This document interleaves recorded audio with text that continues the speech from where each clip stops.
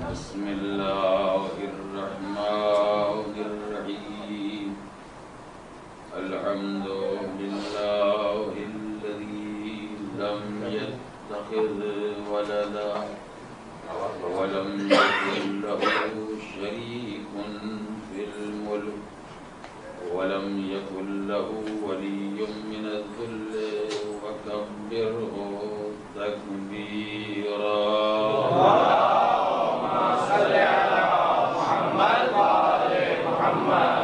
والصلاة والسلام والتحية والإكرام على الرسول النبي الأمي الذي أرسله بالحق بشيرا ونذيرا وداعيا إلى الله بإذنه وسراجا منيرا سيدنا ومولانا أبي القاسم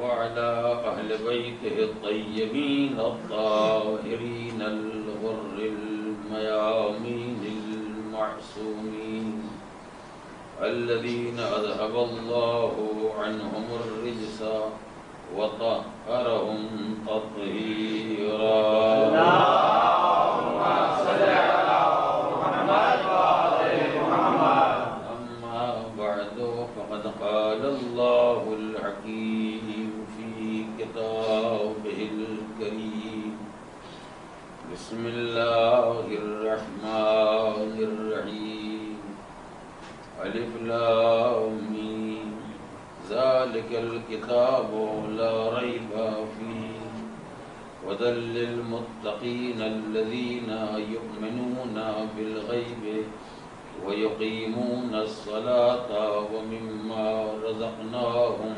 ينفقون اللهم صل على محمد وآل محمد الف لام میم یہ وہ کتاب ہے جس میں کسی شک اور شبہے کی گنجائش تھی. یہ کتاب ہدایت ہے ان صاحبان تقویٰ کے لیے جو غیب پر ایمان رکھتے ہیں، نماز قائم کرتے ہیں اور ہمارے دیے ہوئے رزق میں سے ہماری راہ میں انفاق کرتے ہیں. آیات کریمہ کے ذیل میں یہ سلسلہ کلام امام عصر عجل اللہ تعالی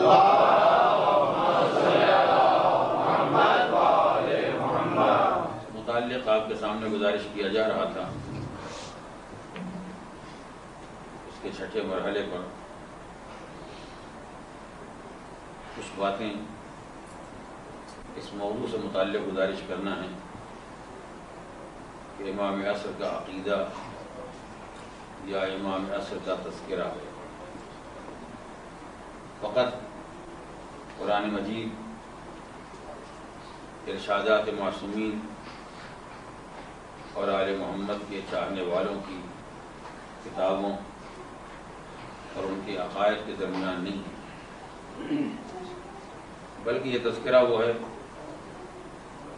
جو آسمان کے اعتبار سے آسمان کے دوسرے صحیفوں اور کتابوں میں بھی پایا جاتا ہے اور زمین کے اعتبار سے دوسرے مختلف عقیدہ رکھنے والوں کی کتابوں اور ان کی زبانوں پر بھی پایا جاتا ہے. اس موضوع کو گزارش کرنے سے پہلے دو ایک جملے گزشتہ موضوع کی تکمیل کے لیے پھر گزارش کرنا ہے. جب میں یہ ذکر کر رہا تھا کہ زمانے کے امام کا تذکرہ مسلسل معصومین کی زبان اقدس پر رہا ہے،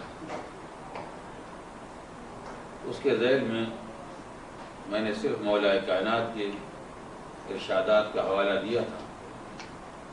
ضرورت اس بات کی ہے کہ دو ایک فقرے دیگر معصومین کے حیات سے متعلق اور ان کے ارشادات سے متعلق بھی آپ کے سامنے گزارش کیے جائیں، جس کا مقصد فقط یہ ہے کہ ائمہ طاہرین کے حالات زندگی اگرچہ ہمیشہ مختلف رہے ایک ایک معصوم کی زندگی کا اگر آپ جائزہ لیں گے تو آپ کو اندازہ ہوگا کہ زندگی کے حالات میں کتنا اتار چڑھاؤ اور کتنا نشیب و فراز پیدا ہوا ہے۔ وہ دن جس دن وہی انسان لاکھوں کے مجمع میں پیغمبر کے ہاتھوں پر تھا، اور وہ دن جس دن وہی انسان مدینے کی گلیوں میں گلے میں ریسمان ضرور، وہ دن جو وہی انسان تخت و تاج کا مالک تھا، اور وہ دن جو وہی انسان ابن ملجم کی تلوار کے نیچے تھا۔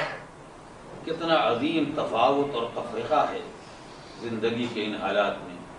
اگر کوئی انسان اسلام کی تاریخ سے الگ ہو کر سوچنا چاہے تو ذہن کام نہیں کرتا کہ اتنے دنوں کے اندر تاریخ میں اتنی مرتبہ ایسا اتار چڑھاؤ کیسے پیدا ہو سکتا۔ لیکن بہرحال تاریخیں اس بات کی گواہ ہیں کہ مولا کائنات کو ان تمام حالات سے گزرنا پڑا۔ اس کے بعد خود امام حسن کی زندگی دیکھیں گے تو آپ کو اندازہ ہوگا ایک وہ دور تھا جب قوم نے امام حسن کو پیغمبر کے کاندھوں پر دیکھا تھا، ایک وہ دور آیا جب امام حسن نماز پڑھانے کے لیے کھڑے ہوئے تو امام حسن کے پیروں کے نیچے سے مصلی کھینچ لیا، ایک وہ دور تھا جب لوگوں نے امام حسین کو پشت پیغمبر پر اور نبی کو سجدے کو طول دیتے ہوئے دیکھا تھا، ایک وہ دور آیا جب امام حسین کو صحرائے کربلا میں تن تنہا دیکھا گیا۔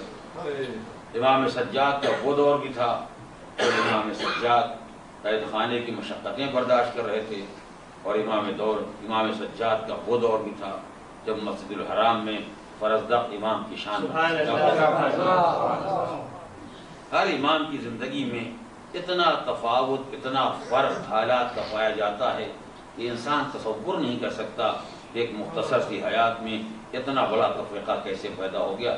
حد یہ ہے کہ جس کی عمر کل 25 سال کی تھی اسے بھی ایک دن دربار میں اس عظمت کے ساتھ دیکھا، اس جلالت کے ساتھ دیکھا، جہاں کمسنی میں بادشاہ وقت اپنا داماد بنانے کا اعلان کر رہا ہے، اور ایک دن وہ بھی دیکھا جو وہی انسان تھا جو زہر دغا سے شہید کیا جا رہا تھا۔ لیکن ان تمام حالات کے تفاوت اور فرق کے باوجود اگر آپ تذکرہ امام عصر کے بارے میں تلاش کریں گے تو آپ کو اندازہ ہوگا کہ معصومین کی زندگی کیسے حالات سے گزری ہو، مگر کوئی دور ایسا نہیں آیا جب معصوم نے اس تذکرے کو نظر انداز کر دیا۔ یعنی اگر کبھی امام کے حالات بہتر رہے، جب بھی امام نے اشارہ کیا کہ اس کے بعد اس سے بہتر حالات آنے والے ہیں، اور کبھی اگر حالات خراب ہو گئے تب بھی چاہنے والوں کو مطمئن کیا تم پریشان نہ ہونا، اگر آج حالات خراب ہیں تو کل حالات بہرحال بہتر ہونے والے ہیں۔ خوشحال زندگیوں میں بھی معصومین نے اس آنے والے وارث کی نشاندہی کی، اور بدترین حالات میں بھی اس آنے والے وارث پیغمبر کا پتہ دیا، اس کا حوالہ دیا اور اس کا تذکرہ مسلسل کیا۔ دو جملے میں نے آپ کے سامنے مولا کائنات کی زندگی میں گزارش کیے تھے۔ جب مولا کائنات منبروں پر تھے، جب بھی تذکرہ مہدی ہو رہا تھا، اور جب مولا کائنات بستر شہادت پر تھے، جب بھی وصیتوں کے درمیان امام حسن سے فرمایا تھا بیٹا میرے جنازے کی نماز تم پڑھاؤ گے، اور میرے جنازے پر 7 تکبیریں کہنا، پروردگار عالم نے اس بات کو کسی کے لیے مباح نہیں رکھا، الا لی، یا میرے لیے، یا للقائم من ولدی، یا اس کے لیے جو میری اولاد میں قائم ہوگا۔ ان دو کے واسطے جنازے کی نماز پر 7 تکبیریں مباح کی گئی ہیں، اس کے علاوہ ہر ایک کی نماز جنازہ پر 5 تکبیریں ہوتی ہیں، اس سے زیادہ نہیں ہوتی ہیں۔ اس تفاوت حالات اور فرق حالات کے بعد بھی مولا کائنات نے ہر موقع پر اس تذکرے کو قوم کے سامنے پیش کیا۔ میں اسی ذیل میں 2 جملے آپ کو سنانا چاہتا ہوں۔ ہم میں اور آپ میں کون نہیں جانتا ہے کہ اب دربار یزید میں لٹا ہوا قافلہ آیا، اور یزید ملعون نے اپنے خطیب کو حکم دیا کہ منبر پر جا کر آل محمد کو برا بھلا کہے۔ یزید کا ضمیر فروش خطیب منبر پر آیا، اور آنے کے بعد جو کچھ بھی اس کے امکان میں تھا اس نے سب کو شتم کیا، آل محمد کو برا بھلا کہا، سر دربار ان کی توہین کی۔ جب ساری تقریر تمام کر چکا تو ایک مرتبہ ہمارے بیمار امام نے کہا یزید اب مجھے بھی اس بات کا موقع دے کہ میں بھی تو حقائق کہلاؤں۔ اگر تیرے دربار والے اسلام و ایمان کے حقائق سے باخبر نہیں ہیں تو میری ذمہ داری ہے کہ میں ان کو حقیقتوں سے بے خبر کروں، وہ انہیں باخبر بناؤں، میں اس بے خبر مجموعے کو ہوشیار کروں، اسے سمجھاؤں کہ حق کیا ہے اور حقیقت کیا ہے۔ یزید نے اجازت دینے سے انکار کیا۔ آپ جانتے ہیں اہل دربار کا اصرار بڑھا، بالآخر مجبور ہو کر یزید نے اجازت دی۔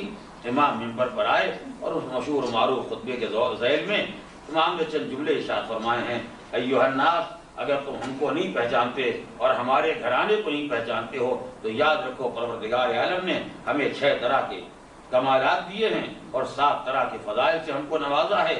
ان فضائل کا تذکرہ کرتے ہوئے فرمایا: من النبی، نبی ہمارے ہی درمیان رکھا گیا ہے، شہادت ہمارے گھر میں رکھی گئی ہے، کرامت و وصایت و امامت ہمارے گھر میں رکھی گئی ہے، یہ سارے فضائل و کمالات ہمارے گھر میں ہیں، یہ ہمیں میں سے ہے، وہ ہمیں میں سے ہے، یہ ہمارے گھرانے کے فرد ہے۔ اور یہ کہتے کہتے فرمایا: وَمِنَّا مَهْدِيُّ هَٰذِهِ الْأُمَّةِ۔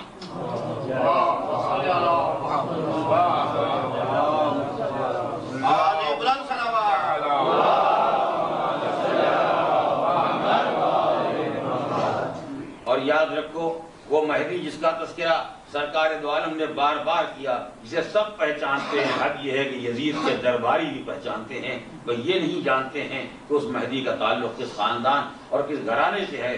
میں تمہیں اتنا بتانا چاہتا ہوں، جس مہدی کا ذکر تم نے مسلسل مسلمانوں کے درمیان سنا ہے، وہ بھی ہمارے ہی خاندان کے ایک فرد کا نام ہے۔ ایسے سنگین وقت میں، سخت ترین حالات میں، بدترین حالات میں امام سجاد نے یہ ضروری سمجھا کہ اپنے تعارف کے دوران جہاں اپنے بزرگوں کا ذکر کیا، جعفر طیار، حمزہ سید الشہداء، سرکار دو عالم، مولا کائنات، ان تمام تذکروں کے درمیان یہ چاہا کہ یہ تذکرہ بھی کیا جائے کہ مہدی ہمارے خاندان کا ہے، ہمارے ہی گھرانے کی ایک فرد کا نام ہے، تاکہ یزید اگر ہوش میں نہیں آتا تو اہل دربار ہوشیار ہو جائیں۔ آج اگر ہمارے ہاتھوں میں ہتھکڑیاں، پیروں میں بیڑیاں یا گلے میں طوق خاردار ہے، آج اگر ہمارا گھرانہ رسم بستہ سامنے کھڑا ہوا ہے، اگر آج یزید تخت حکومت پر بیٹھا ہوا ہے، تو اس کے معنی یہ نہیں ہے کہ یہ ظلم باقی رہ جائے گا، اس کے معنی نہیں ہے کہ ہماری بے کسی برقرار رہ جائے گی۔ جس کی خبر پیغمبر نے دی ہے کہ آنے والا ظلم و جور کے تختے کو الٹ دے گا اور عدل و انصاف کا نظام قائم کرے گا، وہ ہمارے ہی گھرانے کی ایک فرد ہے۔ یعنی یزید ہوشیار ہو جا، یہ ظلم رہنے والا نہیں ہے، اس کا انتقام لینے والا بھی آنے والا ہے۔ یہ ظلم برقرار رہنے والا نہیں ہے، اس کا بدلہ لینے والا آنے والا ہے، وہ بھی ہمارے گھر کا ایک انسان ہے، ہمارے گھر کی ایک فرد ہے۔ لہٰذا ہم مطمئن ہیں، ہم سارے مصائب اور مظالم کو برداشت کر لیں گے، اس لیے کہ بالآخر ہمارے نسل میں، خاندان میں وہ آنے والا ہے جو ان ساری مظلومیتوں کا، جو ان سارے مظالم کا انتقام اور بدلہ لے گا۔ اس سخت ترین موقع پر بھی امام سجاد نے یہ نہ چاہا کہ اس تذکرے کو نظر انداز کر دیا۔ میں اس مقام پر ایک لفظ کہنا چاہتا ہوں اور یقیناً آپ کے ذہن متوجہ ہو جائیں گے۔ اگر امام یہ کہتے وہ پیغمبر جس کا تم کلمہ پڑھتے ہو وہ ہمارے جد ہیں، تو مسئلہ ماضی کا ہے، سب جانتے تھے پیغمبر کو۔ وہ علی جس کو تم نے پہچانا ہے، میدانوں میں دیکھا ہے، وہ ہماری جد کا نام ہے۔ وہ صدیقہ طاہرہ وہ ہماری جد ماجدہ ہیں۔ وہ حمزہ جن کو تم سید الشہداء جانتے ہو وہ ہمارے خاندان کے ایک فرد ہیں۔ وہ جعفر جن کو جعفر طیار سمجھتے ہو وہ ہمارے خاندان کے ایک فرد ہیں۔ یہ ساری شخصیتیں عالم اسلام کی پہچانی ہیں۔ توجہ کریں، یہ سارے افراد وہ جن کو مسلمان کسی نہ کسی شکل میں بہرحال پہچانتے ہیں، چاہے گالیوں کے ذہن میں سنا ہو، لیکن مولا کائنات کا نام تو سنا ہے۔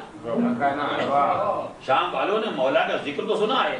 امام سجاد اگر ان شخصیتوں کا حوالہ دیتے کہ جن کو لوگ پہچانتے ہیں یہ بھی ہمارے گھر کے ہیں، وہ بھی ہمارے گھرانے کے ہیں، وہ بھی ہمارے خاندان کے ہیں، وہ بھی ہمارے جد بزرگوار ہیں، وہ بھی ہماری جد ماجدہ ہیں، تو بات سمجھ میں آتی ہے۔ مگر اس مہدی کا حوالہ دے رہے ہیں جس کو کوئی جانتے ہی نہیں کہ مہدی بھی ہمارے خاندان کے ایک فرد ہے۔ کون جانے مہدی کون ہے، کب آنے والا ہے، کوئی پیدا ہونے والا ہے، پیدا ہو چکا ہے۔ ایسے تذکرے کے حوالہ دینے کا فائدہ کیا ہوگا؟ آپ یاد رکھیں گے شام کے دربار میں منبر سے یہ کہنا کہ منا مہدی و حاضر الامہ، اس امت کا مہدی بھی ہمارے گھرانے کا ہے، یہ اس بات کی علامت ہے کہ شام جو اسلام کی ہر حقیقت سے بے خبر ہو چکا تھا، شام والوں کے ذہن میں بھی تصور مہدی موجود ہے۔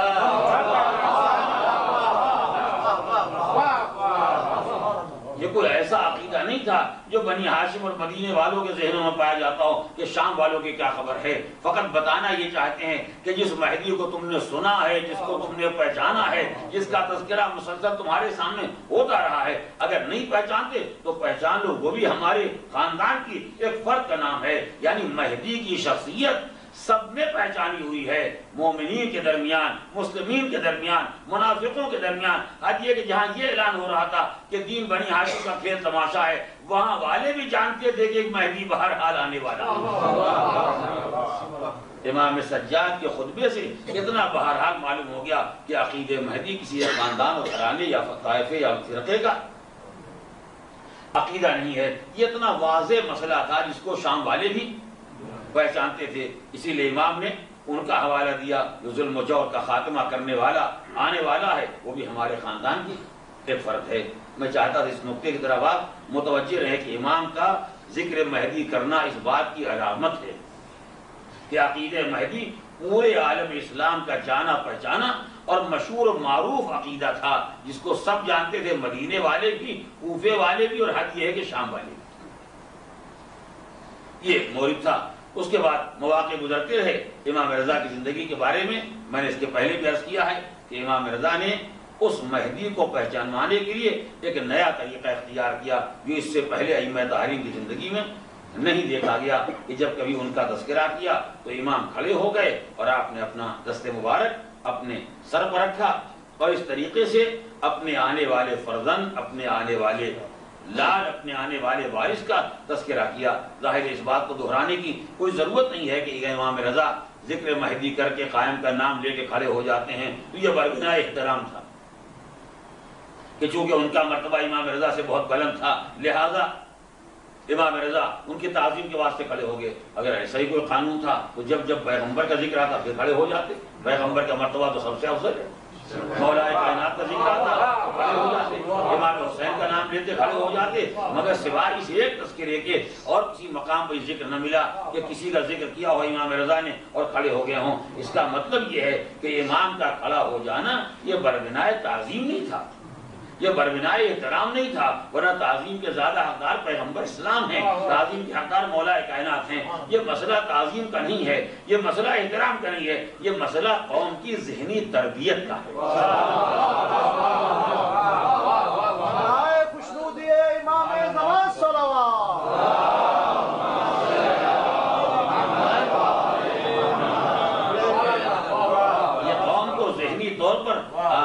کرنے کے لیے قوم کو تربیت دی جا رہی ہے کہ آج جب میں اس کا ذکر کرتا ہوں اور اس کے قیام کا نام لیتا ہوں تو میں کھڑا ہو جاتا ہوں، تاکہ تم بھی ہوشیار رہو کہ میں نے تو خالی ذکر قیام کیا ہے اور اس کے بعد کھڑا ہو گیا. جب تمہارے سامنے واقعاً کو قیام کرے، جب تمہارے سامنے واقعاً کو کھڑا ہو جائے تو تمہیں بیٹھے رہنے کا کوئی حق نہیں.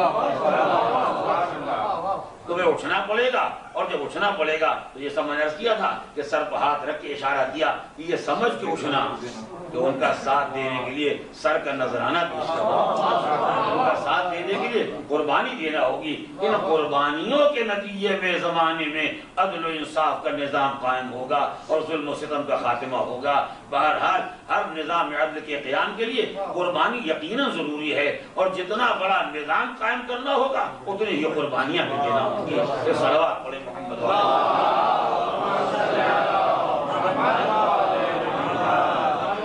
اس کے بعد آخری تذکرہ ذیل کا. میں درمیانی کڑیوں کو چھوڑ رہا ہوں، ورنہ ظاہر امام باقر کی زندگی میں اور امام صادق کی زندگی میں، امام موسیٰ بن جعفر کی زندگی میں اور ائمہ طاہرین کی زندگی میں تذکرے آئے ہیں. ان سب کو نظر انداز کرنے کے بعد، چھوڑنے کے بعد میں بات کو مختصر کر رہا ہوں. امام رضا نے جو اپنے آنے والے وارث کا تعارف کرایا، اس میں ایک فقہ ارشاد فرمایا کہ میرا آنے والا وارث جس کا نام مہدی ہوگا، جس کا لقب مہدی ہوگا، عمر کے اعتبار سے تو بہت سن رسیدہ ہوگا. اور واقعہ یہ 255 سے آپ جوڑیں آج 1415 تک کتنے 100 برس گزر چکے ہیں. اتنی عمر تو آج تک ہو چکی زمانے کے امام کی. اس کے بعد کب ظہور فرمائیں گے خدا بہتر جانتا ہے. بہرحال اگر ایک دن کے بعد بھی تشریف لائیں گے تو ایک دن تو عمر آج سے یقیناً زیادہ ہو جائے گی. 1 سال کے بعد آئیں گے عمر 1 سال زیادہ ہو جائے گی. جب بھی آئیں گے امام رضا نے فرمایا کہ وہ آنے والا ہمارا وارث اگرچہ سن و سال کے اعتبار سے بہت زیادہ عمر کا مالک ہوگا، مگر دیکھنے والے جب اس کے جمال مبارک کو دیکھیں گے تو دیکھنے والے یہ محسوس نہیں کر سکتے کہ اس کی عمر 40 سال سے زیادہ ہے۔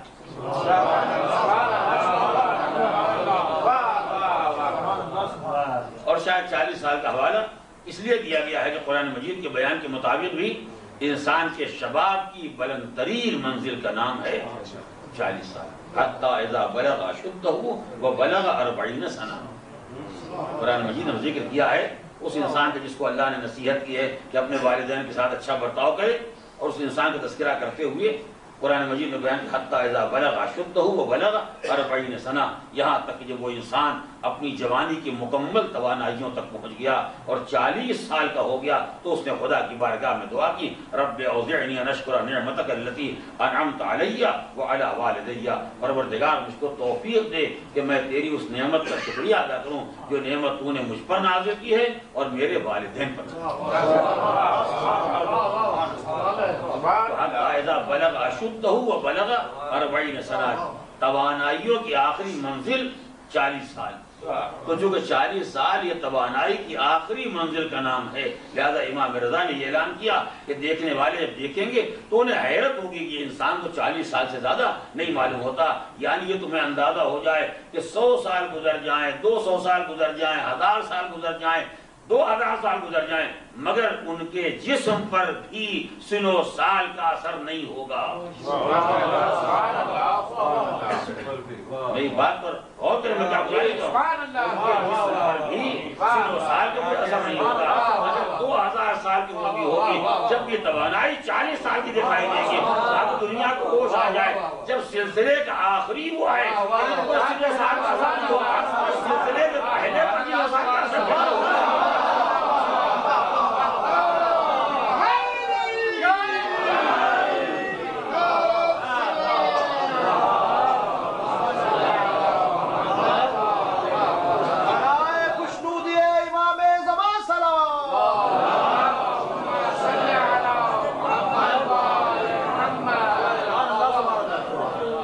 زمانے کے ایمان کی پہچان، ان کی توانائی، ان کی طاقت، ان کی قوت میں کوئی فرق نہیں، سن و سال گزرتے رہیں گے اور ہونا بھی چاہیے۔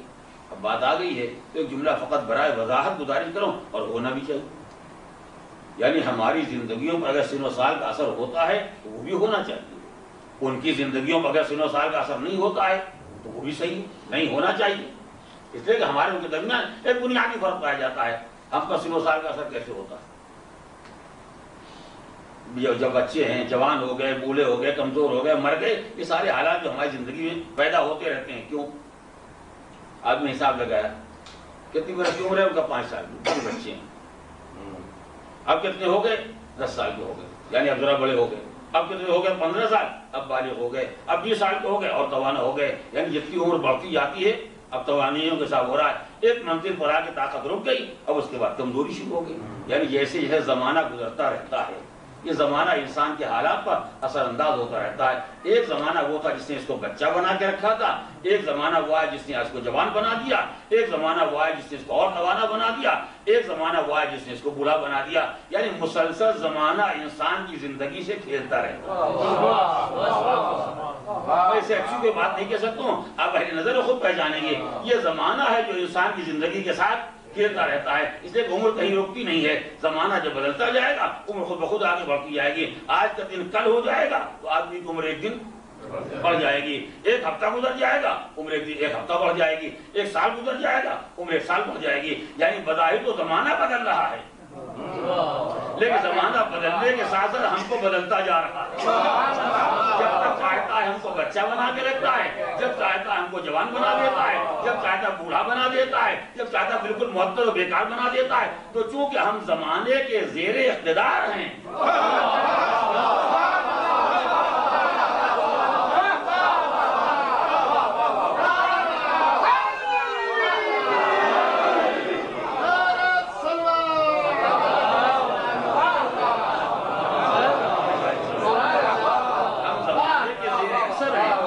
زمانے کی حکومت میں ہے، زمانہ ہماری زندگی کے ساتھ کھیلتا رہتا ہے، ہماری زندگی زندگی میں تغیرات پیدا کرتا رہتا ہے. تو جب تک انسان زمانے کے زیر اقتدار رہے گا، زمانے کے زیر اثر رہے گا، اس وقت زمانہ اس کی زندگی میں تغیر پیدا کرتا رہے گا. لیکن اگر کوئی انسان صاحب الزمان ہوگا،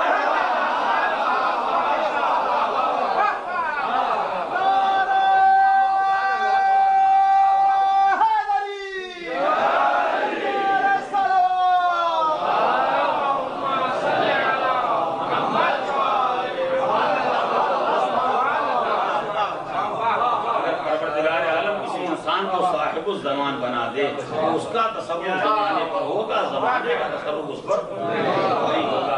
وہ زمانے کے زیر اثر نہیں ہوگا، زمانہ اس کے زیر اثر ہوگا. میں نے بات کہی تو چاہتا ہوں مکمل بھی کر دوں. میں پھر خود دہراؤں گا، اگر خدا کسی کو صاحب الزمان بنا دے گا تو وہ زمانے کے زیر اثر نہیں ہوگا، بلکہ زمانہ اس کے زیر اثر ہوگا. وہ زمانے کا تابع نہیں ہے، زمانہ اس کے تابع ہوگا. اگر آخر میں تم نے یہ منظر نہیں دیکھا، جب وقت آئے گا دیکھو گے تو اول میں تو دیکھا ہے ڈوبے ہوئے سورج کا پلٹنا اس بات کی علامت ہے کہ زمانہ ان کا تابع ہے. وہ تو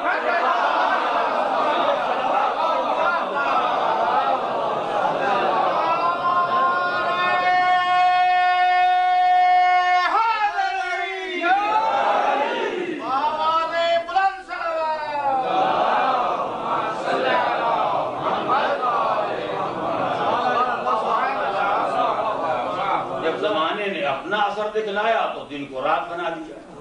جب صاحب الزمان نے اپنا اثر دکھلایا تو رات کو دن بنا دیا. سورج کے پلٹ آنے کے معنی کیا ہیں؟ جو ابھی رات تھی دوبارہ دن ہوا یا نہیں ہوا؟ اسی طریقے سے زمانے نے کیا کیا تھا؟ جب وقت پورا ہو گیا 6 بج گئے 7 بج گئے، جب بھی سورج ڈوبتا رہا ہوگا اس زمانے میں، جب وہ وقت آ گیا تو زمانے نے اپنا کام کیا کہ دن کو رات بنا دیا. صاحب زمان نے اپنا کام کیا کہ رات کو دن بنا دیا. اب تو تمہیں اندازہ ہو گیا کہ امامت کی شان یہ نہیں ہے کہ وہ زمانے کے زیر اقتدار رہے، امامت کی شان یہ کہ زمانہ اس کے اختیار میں. یہ جملہ میں یہیں پر بات مکمل کر دیتا ہوں تاکہ یہ بات آپ کے ذہن میں رہ جائے. اب آپ کو اندازہ ہو گیا کہ زمانہ جس پر حکومت کرے وہ امام نہیں ہے، جو زمانے پر حکومت کرے وہ امام ہے. اور یہ ہمارا پورا نظام وہ ہے جس کو نظام شمسی کہا جاتا ہے. زمین کا نظام اسی میں شامل ہے، چاند کا نظام اسی میں شامل ہے، زہرہ اور تارے جتنے ہیں سب اسی میں شامل ہے. ہمارا پورا نظام شمسی کہا جاتا ہے. یعنی یہ پوری دنیا ایک سورج کے گرد اسی کے اشاروں پر چل رہی ہے. اب آپ کو اندازہ ہوا کہ ساری دنیا کا نظام چل رہا ہے سورج کے ساتھ. اگر کسی آدمی کا اختیار سورج پر ہو جائے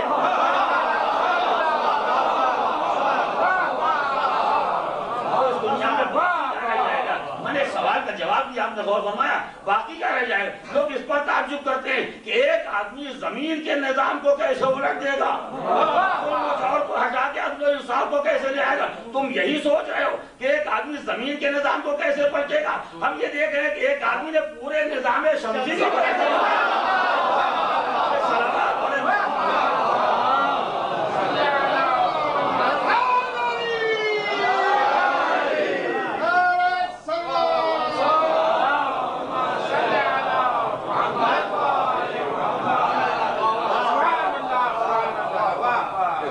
بساط کیا ہے، زمین کی اوقات کیا ہے. امامت کا اختیار نظام شمسی پر ہے. پروردگار عالم نے ان کو بڑے اختیارات دیے ہیں. تو میں یہ گزارش کر رہا تھا کہ امام رضا نے اپنے آنے والے وارث کے صفات اور کمالات میں، اس کی علامتوں میں، نشانیوں میں ایک نشانی یہ قرار دی کہ ان کی زندگی پر زمانے کا اثر نہیں.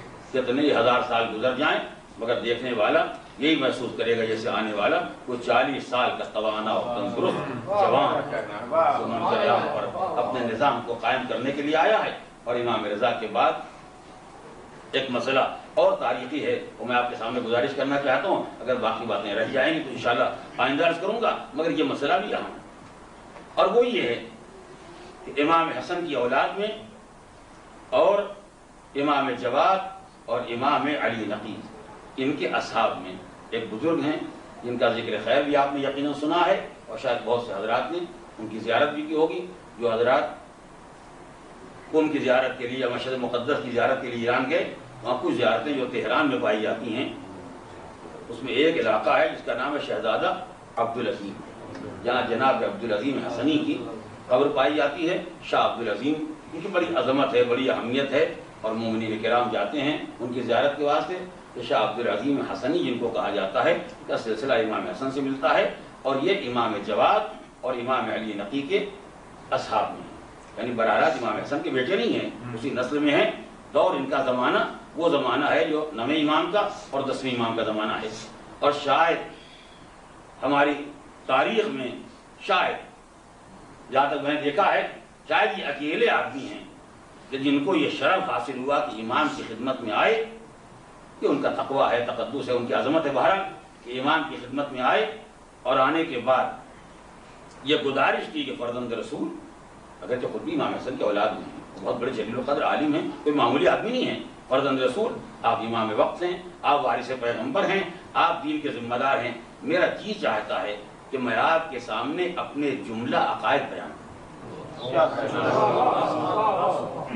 کہ میرا عقیدہ کیا ہے، توحید کے بارے میں عقیدہ کیا ہے، نبوت کے بارے میں کیا، عدالت کے بارے میں کیا ہے، اور دیگر مسائل میں میرا عقیدہ کیا ہے. میرا جی چاہتا ہے میں آپ کے سامنے اپنے جملہ عقائد بیان کروں اور آپ سننے کے بعد یہ فرمائیں کہ یہ عقائد صحیح ہیں یا غلط. اگر صحیح ہیں تو الحمدللہ کہ جو عقیدہ میرے پاس ہے وہ بالکل صحیح اور درست ہے، اور اگر غلط ہے تو آپ سے بہتر اصلاح کرنے والا کو.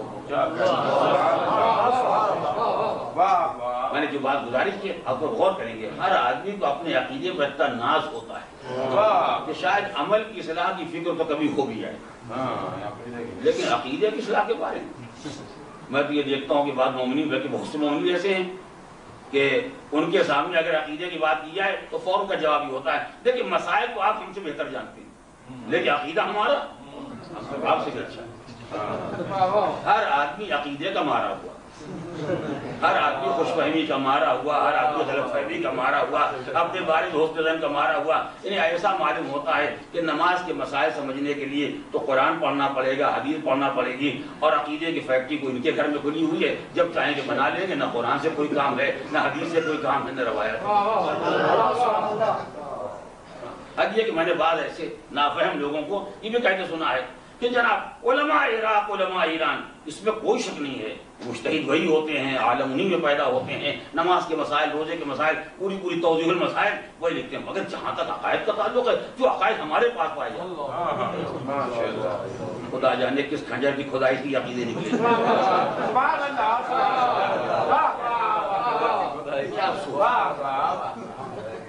عقیدے کہیں دفن ہو گئے تھے کہ معلوم جب وہاں کھدائی شروع ہو گئی تو کہیں مکان نکل آیا، کہیں گری نکل آئی، کہیں نالی نکل آئی، اسی سے کہیں دفن نکل آئے.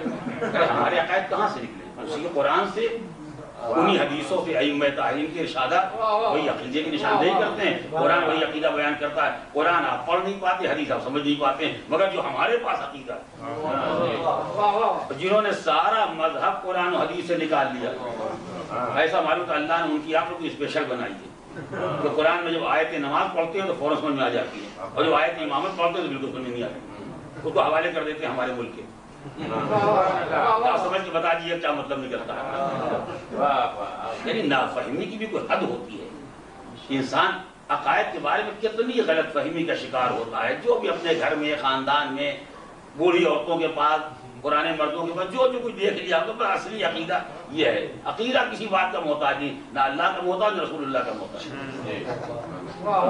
یعنی اگر آپ بعض لوگوں کے عقیدے کا تجزیہ کریں تو ان کے عقیدے کا کل محصل یہ ہوتا ہے عقیدہ یہ ہے، اور یہ وہ مسئلہ ہے جس میں اللہ رسول کو بولنے کا کوئی حق نہیں. اب اتنی ہمت کلمہ پڑھنے کے بعد نہیں ہوتی ہے تو یہ نہیں کہتے کہ اللہ رسول کو بولنے کا حق نہیں، وہ ہم ہی سے کہتے ہیں آپ کو بولنے کا حق نہیں. اگر ہم کیا بولیں گے؟ ہم تو وہی بولیں گے قرآن میں لکھا ہوا ہے، چاہے آپ سمجھ میں آئے چاہے نہ آئے. ہم وہی کہیں گے جو حدیث میں لکھا ہوا ہے، چاہے آپ مانے چاہے نہ مانے. ہم تو قرآن و حدیث کی بات ہو رہا تھا، مگر آپ کو بولنے کا حق نہیں. یعنی سچی بات یہ ہے کہ عقیدے کے مسئلے میں نہ خدا کو بولنے کا حق ہے، نہ رسول کو بولنے کا حق ہے، نہ امام کو بولنے کا حق ہے. اور یہ کوئی میں اپنے پاس سے نہیں کہہ رہا ہوں. یہ نصیری بدبخت کیا تھا؟ یہ نصیری وہ تھا جو کھل کے یہ کہہ رہا تھا کہ عقیدے کے مسئلے میں امام کو بولنے کا حق نہیں ہے. سبحان اللہ. آپ نے غور نہیں کیا؟ جب مولا کائنات مسلسل یہ کہہ رہے ہیں کہ میں اللہ کا بندہ ہوں، میں اللہ کا بندہ ہوں، میں اللہ کا بندہ ہوں، صبح نماز، دوپہر نماز، شام نماز، جماعت کی نماز، فرادہ نماز، رات بھر نماز، جو رات بھر سجدے کر رہا ہے یہ خدا کیسے ہوگا؟ جو رات رات بھر سجدہ کرتا ہے، یہ خدا کیسے ہوگا؟ خدا سجدہ کرنے والے کا نام ہے، خدا نماز پڑھنے والے کا نام ہے، خدا روزہ رکھنے کا نام ہے، رکھنے والے کا نام ہے۔ علی نے نماز پڑھ کے بتایا میں بندے خدا ہوں، روزہ رکھ کے بتایا بندے خدا ہوں، جہاد کر کے بتایا بندے خدا ہوں۔ خانہ کعبہ میں پیدا ہوئی یہ علامت ہے کہ بندے ہیں، خدا نہیں ہے، خدا پیدا نہیں ہوتا ہے۔ مجمع عام میں منظر عام پر مسجد میں آ کے شہید ہو کے بتایا میں بندہ ہوں، خدا نہیں ہوں، بندہ ہے جو شہید ہو جائے گا، خدا نہیں مر سکتا ہے۔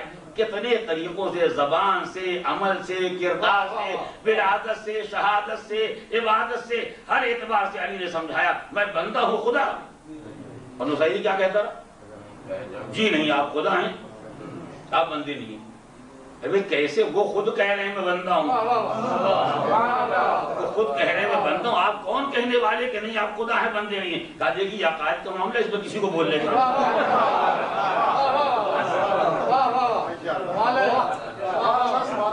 بالکل سچی بات ہے، بالکل نصیریت کا کل مفہوم یہی ہے، نصیریت کی معنی یہی ہے کہ عقیدے کے معاملے میں کسی کو بولنے کا حق نہیں ہے۔ لیکن آپ مولا کائنات ہیں، ٹھیک ہے آپ مولا کائنات ہیں، مولا کائنات کیا چیز ہے؟ آپ اس سے اونچی چیز ہیں، آپ تو خدا ہیں، مگر یہ مسئلہ عقیدے کا ہے، اس میں آپ کوئی بولنے کا حق نہیں۔ یہی حال سب کے ماننے والوں کا ہوتا ہے۔ کیا کہنا ہے؟ مثال میں دی ہے، جتنے ماننے والے ایسے ہوتے ہیں جو بغیر پڑھے لکھے، بغیر سوچے سمجھے مانتے، ان کا حال یہ ہوتا ہے، وہ کہتے ہیں ماننے کے مسئلے میں خود اس کو بولنے کا بھی حق نہیں جس کا معاملہ ہے۔ غور سے مجھے گزارش کروں، مسئلہ دقیق ہے، ایک لمحے کی توجہ کریں۔ یعنی جو خدا کے ماننے والے وہ خدا کے بارے میں اگر کوئی عقیدہ قائم کر لیں اور خدا لاکھ کہتا رہے میں ایسا نہیں ہوں، دیکھیے عقیدے کا معاملہ ہے، اس میں آپ کو بولنے کا حق نہیں۔ پیغمبر کے بارے میں جو چاہے طے کر لیں، لاکھ پیغمبر کہیں نہیں میں ایسا نہیں ہوں، کہ جی نہیں یہ عقیدے کا معاملہ ہے، آپ کو بولنے کا حق نہیں۔ نصیری نے طے کر لیا کہ آپ خدا ہیں، وہ کہہ رہے ہیں میں بندہ ہوں، کہ یہ عقیدے کا معاملہ ہے، آپ کو بولنے کا حق نہیں۔ یہ ایک مزاج بن گیا ہے جہالت کا کہ ہر جاہل کے عقیدے کی بنیاد اس کے اپنے ذہن کی اختراع اور ایجاد پر ہوتی ہے، اور اتنا اپنے عقیدے کو مضبوط سمجھتا ہے کہ صاحب عقیدہ سے بھی یہی کہتا ہے کہ عقیدے کے مسئلے میں آپ کو بولنے کا حق، اور جہاں چلے جائیں گے آپ کو ایسے آدمی مل جائیں گے، ورنہ وہ تو بیچارہ کہہ رہا تھا کہ مجھے زبردستی بٹھا دیا گیا ہے، میں تم سے بہتر نہیں ہوں۔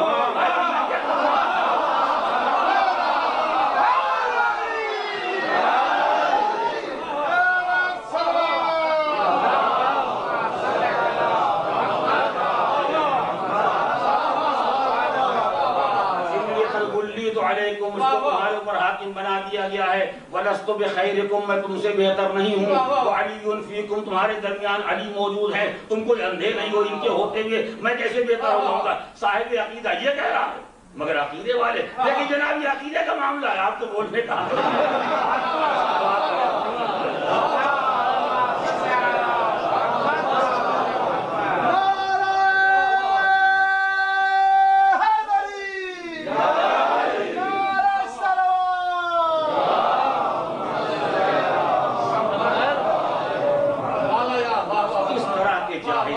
اس طرح کے نافہم، اس طرح کے بے خبر ہر قوم میں آپ کو مل جائیں گے جو عقیدے کی بنیاد اپنی ذات کو سمجھتے ہیں۔ ہمارا جو جی چاہے گا وہ ہم عقیدہ قائم کر لیں گے، اور جس کے بارے میں جو چاہے گا عقیدہ قائم کر لیں گے، ہر جگہ آپ کو مل جائیں گے۔ میں اگر یہی مثالوں گزارش کروں تو شاید پورے 30 دن تو ختم ہو جائیں گے خالی اسی مسئلے میں، کیسے کیسے لوگ عقیدہ قائم کرتے ہیں، اور جو عقیدہ قائم کر لیتے ہیں جس کے بارے میں عقیدہ قائم کر لیا وہ بھی اگر کہتا رہے کہ نہیں میں ایسا نہیں ہوں، یا میں اتنا کم نہیں ہو جتنا سمجھتے ہیں، یا میں اتنا زیادہ نہیں ہوں جتنا سمجھتے ہیں، مگر جس سے جو طے کر لیا کہ جی نہیں یہ عقیدے کا معاملہ، اس میں آپ کو بولنے کا حق نہیں۔ کبھی کبھی ہم کو بھی ایسے مخلصین ملتے ہیں، ارے مولانا جو آپ نے تقریر کر دی کوئی کر ہی نہیں سکتا، ارے بھائی ایسا نہیں، میرے اساتذہ موجود ہیں، میں بھی کسی کتاب سے لے کے آیا ہوں، کسی استاد سے سنا ہے، چلے ٹھیک ہے آپ نہ کہا کریں مگر ہیں آپ ہی،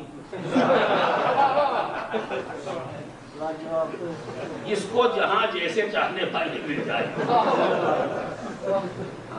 خدا جانتا کبھی کبھی دشمن اتنا بڑا خطرہ نہیں ہوتی، خطرہ چاہنے سے ہو جاتا، اس لیے کہ دشمن کے اعمال کی اقوال کی جواب دہی ہم پر نہیں ہے۔ اگر کوئی دشمن ہم کو خدا کہے یا دشمن ہم کو بدترین خلائق کہے، پروردگار ہم سے نہیں پوچھا تمہارا دشمن نے تم کو خدا کیوں کہا تھا، اور تم کیا کر رہے تھے وہ خدا کہہ رہا تھا، دشمن کا خدا ہے کچھ بھی کہہ سکتا تھا، اگر ہمارا دشمن ہم کو شیطان کہتے تو پروردگار نہیں پوچھا تمہارا دشمن تم کو کہا تم لڑائی کیوں نہیں گئے تھے. لیکن اگر ہمارا چاہنے والا، ہمارا مخلص، ہمارا دوست کوئی ہم کو خدا کہہ دے تو خدا کر ہم سے پوچھے گا یہ کیسا دوست تھا، تم نے اس کو ہٹایا کیوں نہیں، تم نے اس کو اٹھایا کیوں نہیں، تم نے قطع تعلق کیوں نہیں کیا. اس کا مطلب کہ اندر سے مچل رہے تھے کہ کوئی خدا کہنے والا.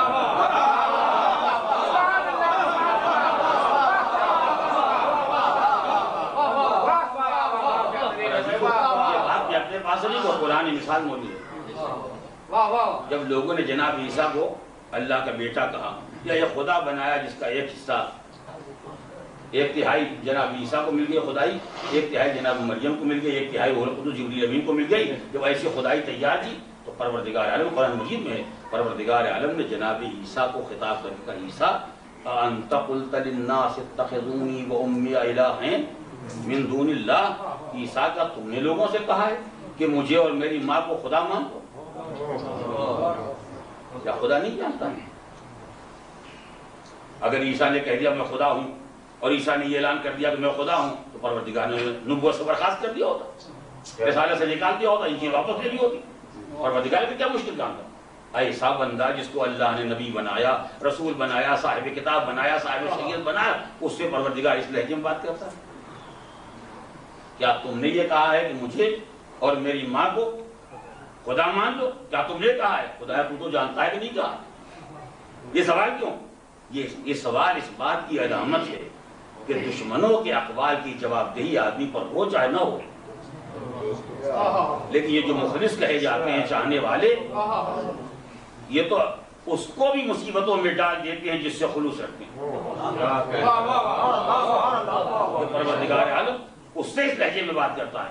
اسی لیے جناب عیسیٰ نے ہاتھ جوڑ پروردگار میں اور مجھ سے یہ سوال کہ میں نے یہ کہا ہے، میری مجال کہ میں یہ کہوں گا مجھے خدا مان لیا جائے، میری مجال میں یہ کہوں گا میری مادر گرامی کو خدا مان لیا جائے. خدا اگر میں نے کہا ہوتا تو مجھ سے پہلے تو ہی جانتا ہے.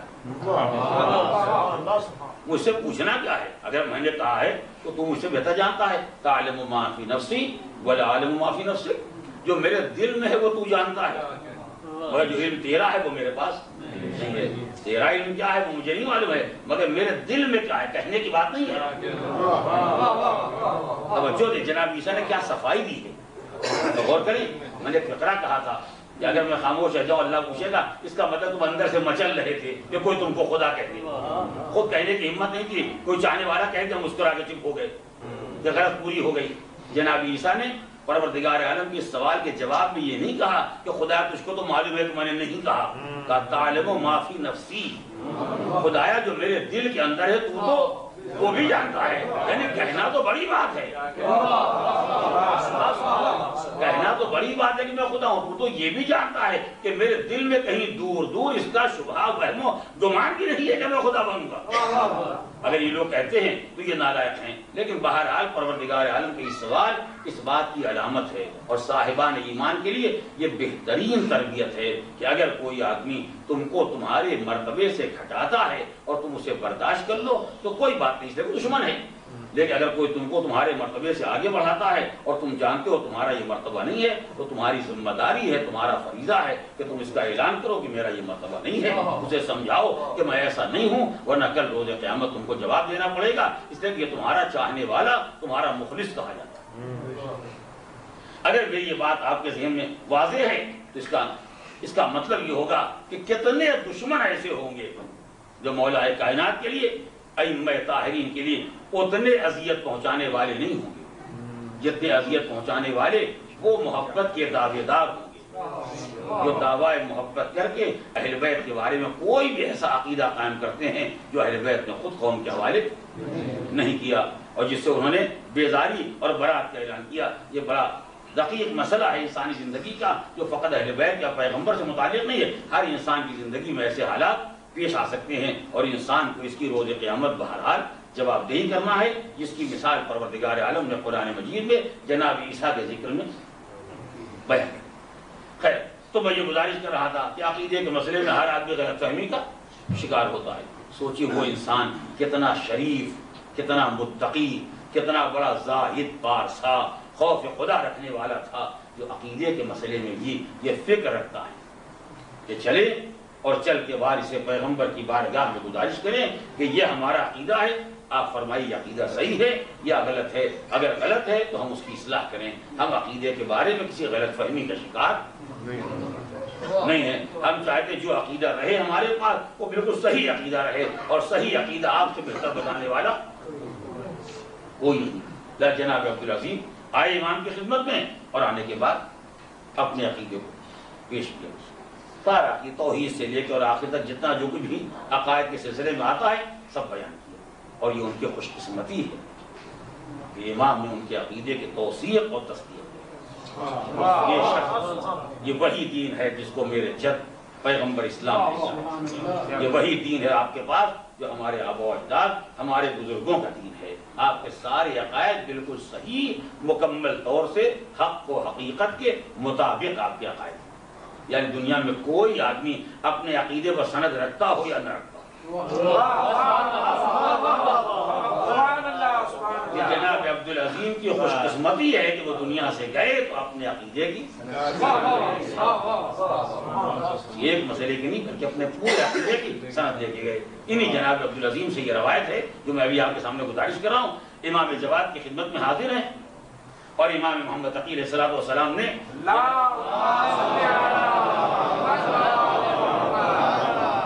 جناب عبدالعظیم کے سامنے ذکر کیا اپنے آخری فرزند کا، یعنی ہم اہل بیت کے درمیان اللہ نے جو شرف رکھا ہے، جو فضیلتیں رکھی ہیں، جو خصوصیات رکھے ہیں، انہی میں تذکرہ کرتے کرتے آپ نے کہا اور ہمیں میں سے وہ بھی ہے جس کو قائم کہا جاتا ہے۔ جیسے ہی یہ تذکرہ امام جواد نے کیا جناب عبدالعظیم کے سامنے کہ ہمیں میں سے وہ ہے جو قائم ہے، تو جناب عبدالعظیم نے فوراً گھبرا کے سوال کیا، مولا الستان تل قائم، کہ آپ قائم نہیں، کہ آپ حق کے ساتھ قیام کرنے والے نہیں؟ اتنی زحمتیں برداشت کر رہے ہیں، مشقتیں برداشت کر رہے ہیں، دین کی تبلیغ کر رہے ہیں، حق واضح کر رہے ہیں، لوگوں کو سمجھا رہے ہیں، پڑھا رہے ہیں، بتا رہے ہیں، اور حق سے قیام کیا ہوتا ہے؟ کوئی حق قیام میں تلوار لینے کو ہوتی ہے؟ کیا آپ قائم نہیں ہے جو آپ فرمائیں کہ ہمارے درمیان یہ قائم ہوگا؟ آپ خود قائم ہیں، آپ نے قیام کیا، حق کو واضح کیا ہے، حق کی آواز بلند کی ہے، ان بدترین حالات میں حق کا اعلان کیا ہے۔ فرمایا تنہا میں نہیں، ہم اہل بیت میں کوئی ایسا نہیں ہے جو قائم نہ ہو۔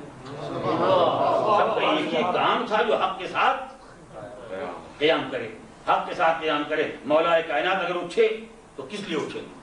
بدترین حالات میں اسی لیے اٹھے تاکہ حق کا اعلان کر دیا جائے، ورنہ علی کو تخت حکومت سے کیا تعلق تھا؟ کہ تخت میں رکھا گیا ہے اس کے واسطے مولا کائنات زحمت برداشت کریں گے، صرف اسی لیے کہ اگر تخت حکومت پر آ جاؤں گا تو حق کا اعلان آسان ہو جائے گا۔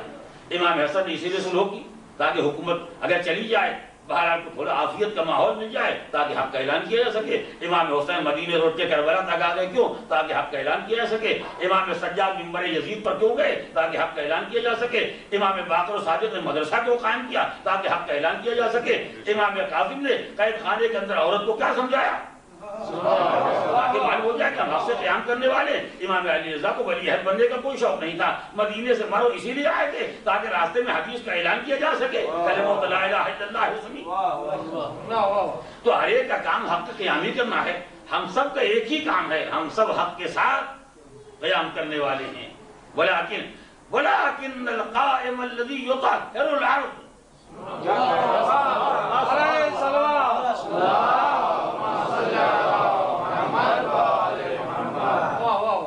میں اپنی زبان میں اس فرق کو واضح کروں تاکہ میرے بچے اسے محسوس کریں۔ ہم سب حق کے ساتھ قیام کرنے والے ہیں، ہم سب حق کا اظہار کرنے والے ہیں، ہم سب حق کا اعلان کرنے والے ہیں۔ ہم میں کوئی ایسا نہیں چپ بیٹھنے والا ہو۔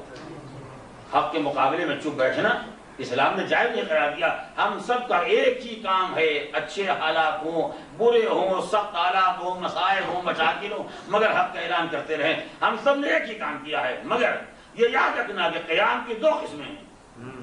توجہ کریں، قیام کی دو قسمیں ہیں۔ ایک قیام کے معنی یہ ہوتے ہیں کہ باطل کے مقابلے میں حق کی آواز اٹھائی جائے۔ اس فرق عزیزوں محسوس کریں گے، قیام اٹھنے کے معنی کیا ہیں؟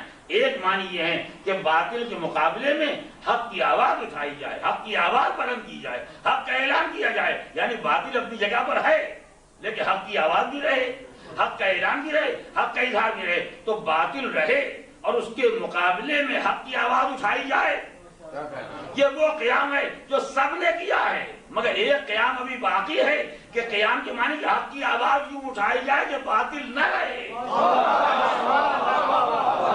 تو جس قائم کا میں حوالہ دے رہا ہوں وہ اس قائم کا حوالہ دے رہا ہوں جو اب جو وہ اٹھے گا تو وہ اٹھے گا اور باطل کو بیچنا پڑے گا۔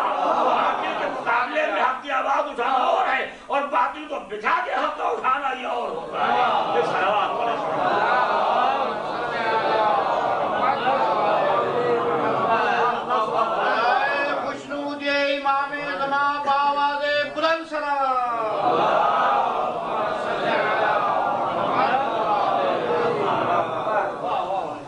یہ وہ تذکرہ ہے جو فقط ہمارے یہاں نہیں پایا جاتا، یہ تذکرہ مختلف شکلوں میں ہر جگہ پایا جاتا ہے، یہاں تک کہ صاحب الزام الناصب نے اپنی کتاب میں آسمانی کتابوں کے حوالے سے 36 بشارتوں کا ذکر کیا ہے جو مختلف مذاہب کی کتابوں میں پائی جاتی ہیں، چاہے وہ توریت جیسی آسمانی کتاب ہو، انجیل جیسی آسمانی کتاب ہو، یا وہ مذاہب کی کتابیں ہوں جن کو ہم آسمانی کتاب نہیں مانتے مگر ان کا عقیدہ یہی ہے کہ ان کے مذہب کی کتاب بہرحال کہیں اور سے آئی ہے، آسمان سے آئی ہے، لیکن کوئی مذہب ایسا نہیں ہے جس کی مذہبی کتاب میں ائمہ طاہرین کی طرف اشارے اور اس آخری مصلح، اس آخری ہادی، اس آخری رہنما کا اشارہ نہ ملتا ہو جو زمین کو عدل و انصاف سے بھرنے والا ہے۔ صاحب الزام الناصب نے ان 36 بشارتوں کا ذکر کیا ہے، ان میں ہندوؤں کی کتاب بھی شامل ہے، ان میں عیسائیوں کی کتاب بھی شامل ہے، ان میں یہودیوں کی کتاب بھی شامل ہے، اس میں دوسرے صحیفے بھی شامل ہیں۔ یہ تو وہ اللہ والے کہے جاتے ہیں مختلف مذاہب میں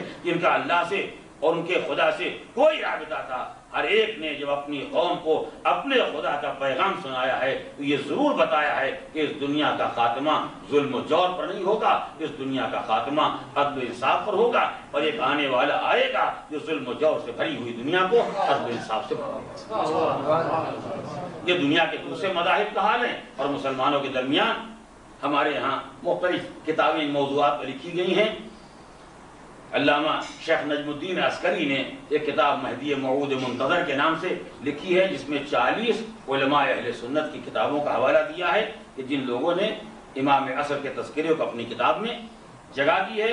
ان کی کتاب کے بعد دوسری کتاب نظر عام پر آئی، علامہ شیخ لطف اللہ صافی جو اس دور میں موجود ہیں اور بڑے پائے کے قم عالم ہیں، انہوں نے اپنی کتاب میں ان حوالوں پر 26 اور حوالوں کا اضافہ کیا ہے، یعنی کم سے کم 66 کتابیں علماء اہل سنت کی ایسی ہیں جن میں زمانے کے امام کا تذکرہ پایا جاتا ہے، جو اس بات کی علامت ہے کہ خالی شیعوں کا عقیدہ نہیں ہے۔ جہاں جہاں پڑھے لکھے سمجھدار اور غیر متعصب مسلمان پائے جاتے ہیں ان کے درمیان یہ عقیدہ پایا جاتا ہے۔ اور ایک آخری لفظ کہہ کے اس بات کو یہیں پر تمام کرنا چاہتا ہوں، حد یہ ہے کہ عقیدہ مہدی عالم اسلام میں شیعہ سنی دونوں کے درمیان اتنا واضح تھا کہ جو انتہائی متعصب اہل سنت کا عالم جس نے کتاب ہی لکھی تھی شیعوں کو جلانے کے لیے، آپ جانتے ہیں اس اپنی کتاب کا نام ہی رکھا ہے الصواعق المحرقہ، جلانے والی بجلیاں۔ ابن حجر نے، احمد ابن حجر، اس نے اپنی کتاب کا نام رکھا جلانے والی بجلیاں۔ کس کو جلائیں گے؟ لہراق قلوب اہل الرفض والزندقہ، ان رافضیوں کا دل جلانے کے لیے۔ یہ زندیق ہو گئے، کافر ہو گئے ہیں، ان کے دل کو جلانے کے لیے اس نے کتاب لکھی ہے رافضیوں کے، یعنی ان کے عقیدے میں شیعوں کا دل جلانے کے لیے۔ سب جل کے خاک ہو جائیں گے اس کتاب کو اگر پڑھیں گے۔ اور جب اس کتاب کو پڑھا اس میں بھی ذکر مہدی موجود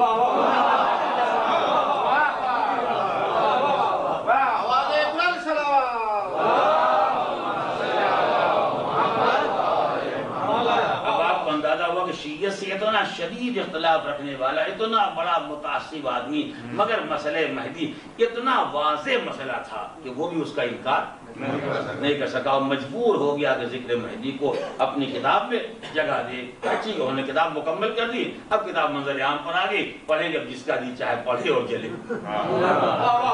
جو چل جائے گا ہم پہچانے کہ یہی رافضی ہے، یہی زندیق ہے۔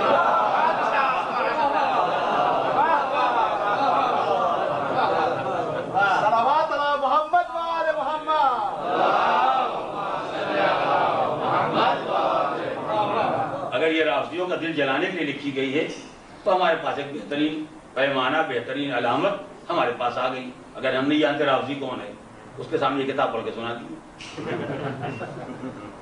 ایک مجمع میں اس کتاب پڑھ سنائیے، اس میں لکھا ہوا ہے کہ پیغمبر کی اولاد میں ایک حسن عسکری اور حسن عسکری کے بیٹے وہ مہدی جن کو منتظر کہا جاتا ہے، جو آئیں گے تو پیغمبر کے قول کے مطابق زمانے کو عدل و انصاف سے بھر دیں گے۔ اس روایت کو پڑھ کے سنائیے، اگر آپ نہیں پہچانتے کون رافضی ہے، جو جل جائے سمجھیے وہی ہے۔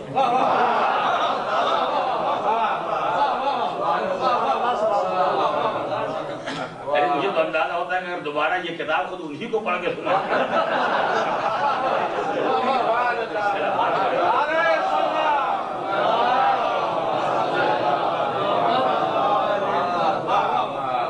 موصوف کو یہ اندازہ ہو جاتا ہے کہ اصلی وہی ہیں اور کوئی دنیا میں رافضی نہیں ہے، اصلی رافضی وہی ہیں، جو اپنا ہی لکھا ہوا اگر پڑھیں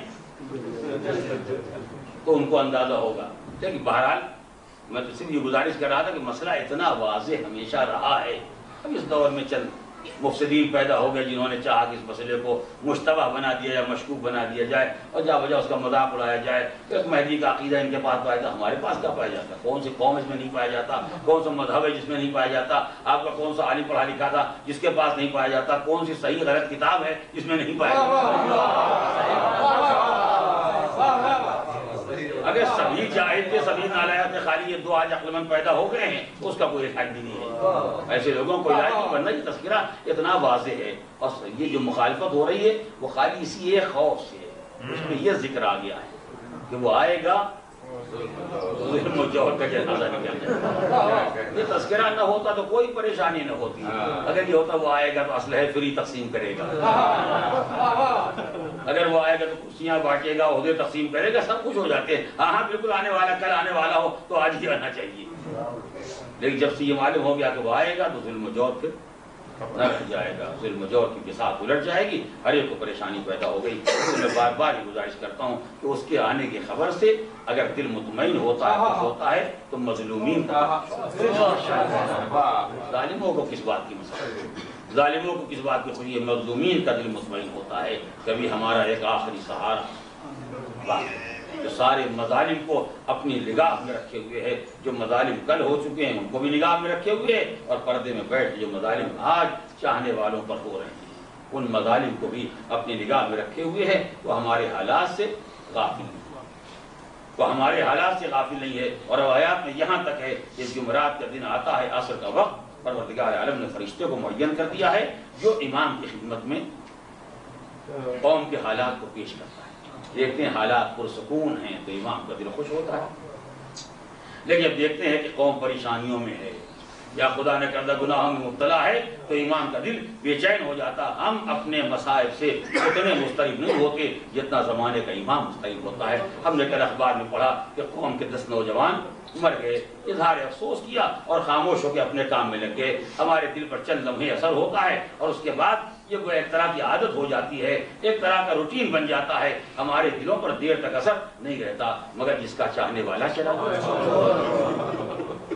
جس پر قربان ہونے والے چلے گئے، جس کی قوم کی سپاہی چلے گئے، اس کے کوئی دل سے پوچھے کہ زمانے کے امام پر ان حادثات کا اثر کیا ہوتا ہے، ان کے دل اقدس کا اثر کیا ہوتا ہے۔ ہم کو اندازہ نہ ہوتا کہ امام کے دل پر چاہنے والوں کے مرنے کا یا قتل ہونے کا اثر کیا ہوتا ہے اگر ہمارے سامنے کربلا کا منظر ہو، اگر ہمارے سامنے کربلا کا واقعہ نہ ہوتا کہ امام پر عزیزوں کے مرنے کا اثر تو ایک طرف ہے، چاہنے والوں کے مرنے کا اثر کیا ہوتا ہے، چاہنے والوں کے شہید ہونے کا اثر کیا ہوتا ہے۔ جہاں کسی کی آواز مقتل سے آئی دوڑ کے حسین میدان میں آ گئے، نہ اپنے زخموں کو دیکھا، نہ اپنی ناتوانی کو دیکھا، نہ اپنی پریشانی کو دیکھا۔ چاہنے والے کے سرہانے آ جانا چاہیے۔ اب یہ جو غلام کے سرہانے بھی اگر آئے تو سر اٹھا کے زانوں پر رکھا، اپنے رخسار کو غلام کے رخسار پر رکھا۔ اب جو آنسو بہانا شروع کیے اور آنسوؤں کی گرمی محسوس کی تو غلام نے آنکھیں کھول دی، بے چین ہو کر فرزند رسول، ارے کیا کر رہے ہیں، کہاں آپ کا رخسار اور کہاں میرا رخسار، میرے رخساروں پر رخسار رکھیا، آپ آنسو بہا رہے ہیں، فرمایا یہ تمہاری قربانیوں کا حق ہے کہ تم نے راہ حق میں قربانی پیش کی، ارے تمہیں میں نہ روؤں گا تو کون روئے گا، تم پر میں آنسو نہ بہاؤں گا تو کون آنسو بہائے گا۔ سیعلم الذین أي منقلب إنا لله وإنا إليه راجعون۔ الہی الزہرا و ابیہا و بعلہا و بنیہا